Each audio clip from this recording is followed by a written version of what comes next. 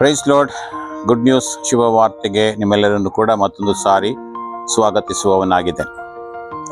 ಈ ದಿನದ ವಾಕ್ಯ ಭಾಗಕ್ಕಾಗಿ ಫಿಲಿಪ್ಪಿದವರಿಗೆ ಬರೆದ ಪತ್ರಿಕೆಯಲ್ಲಿ 4ನೇ ಅಧ್ಯಾಯ 6ನೇ ವಚನವನ್ನ ತೆಗೆದುಕೊಂಡಿದ್ದೆ.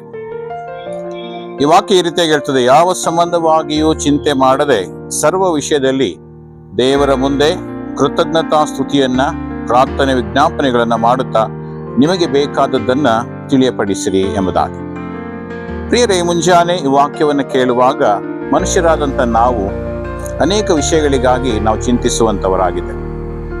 ಆದರೆ ದೇವರ ವಾಕ್ಯ ಹೇಳ್ತದೆ, ಯಾವ ಸಂಬಂಧವಾಗಿಯೂ ಚಿಂತೆ ಮಾಡದಿ ಎಂಬುದಾಗಿ.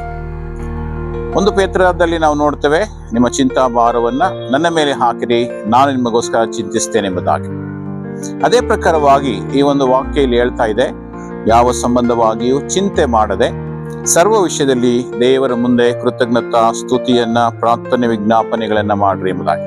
ಸೊ ನಾವು ಯಾವುದಕ್ಕೂ ಚಿಂತೆ ಮಾಡದೆ ನಮ್ಮ ಎಲ್ಲಾ ಮನವಿಗಳನ್ನ ವಿಜ್ಞಾಪನೆಗಳನ್ನ ದೇವರ ಮುಂದೆ ಇಟ್ಟು ನಾವು ಕೇಳಿಕೊಳ್ಳುವಾಗ ನಮಗೆ ಬೇಕಾದುದನ್ನ ಆತನು ದಯಪಾಲಿಸುವವನಾಗಿದ್ದಾನೆ. ಹಾಗಾಗಿ ಈ ಒಂದು ಮುಂಜಾನೆ ಸಮಯದಲ್ಲಿ ಈ ಒಂದು ವಾಕ್ಯವನ್ನ ಕೇಳ್ತಿರ್ತಕ್ಕಂಥ ನಿಮ್ಮೆಲ್ಲರನ್ನು ಕೂಡ ಉತ್ತೇಜಿಸುವವನಾಗಿದ್ದೇನೆ.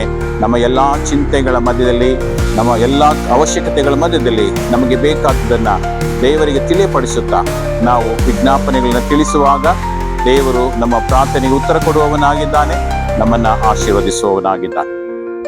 ಈ ಒಂದು ವಾಕ್ಯವನ್ನು ಕೇಳುತ್ತಿರುವಾಗ ಪ್ರಿಯರೇ, ನಾವೆಲ್ಲರೂ ಅರ್ಥ ಮಾಡಿಕೊಳ್ಳಬೇಕು, ನಮ್ಮ ದೇವರು ನಮ್ಮ ಪ್ರಾರ್ಥನೆಗಳನ್ನ ಕೇಳಿಸಿಕೊಳ್ಳುವವನಾಗಿದ್ದಾನೆ, ಉತ್ತರವನ್ನ ದಯಪಾಲಿಸುವ ದೇವರಾಗಿದ್ದಾನೆ. ಹಾಗಾಗಿ ನಮ್ಮ ಮನವಿಗಳು, ನಮ್ಮ ವಿಜ್ಞಾಪನೆಗಳೇನೇ ಇದ್ದರೂ ಕೂಡ ದೇವರ ಮುಂದೆ ಇಟ್ಟು ನಾವು ಪ್ರಾರ್ಥನೆ ಮಾಡುವಾಗ ದೇವರ ಅದಕ್ಕೆ ಉತ್ತರವನ್ನ ದಯಪಾಲಿಸ್ತಾನೆ.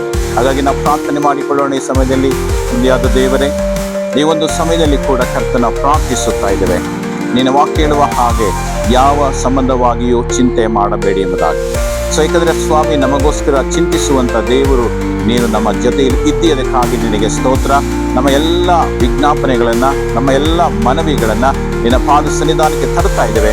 ನೀನು ನಮ್ಮ ಪ್ರಾರ್ಥನೆಗಳನ್ನ ಕೇಳಿ ಸದುತ್ತರವನ್ನ ದಯಪಾಲಿಸು. ಆ ನಂಬಿಕೆಯೊಂದಿಗೆ ನಾವು ನಿನ್ನ ಮುಂದೆ ಬೇಡ್ತಾ ಇದ್ದೇವೆ ಸ್ವಾಮಿ. ಹಾಗೆ ನೀನು ಮಾಡುವುದಕ್ಕಾಗಿ ಸ್ತೋತ್ರ. ಎಲ್ಲ ಘನ ಮಾನ ಮಹಿಮೆ ನಿನಗೆ ಮಾತ್ರವೇ ಸಲ್ಲಿಸುತ್ತಾ ಯೇಸು ನಾಮದಲ್ಲಿ ಪ್ರಾರ್ಥಿಸ್ತೇವೆ ತಂದೆಯಾದ ದೇವರೇ. Praise the lord. ದೇವರು ನಿಮ್ಮನ್ನು ಆಶೀರ್ವದಿಸಲಿ.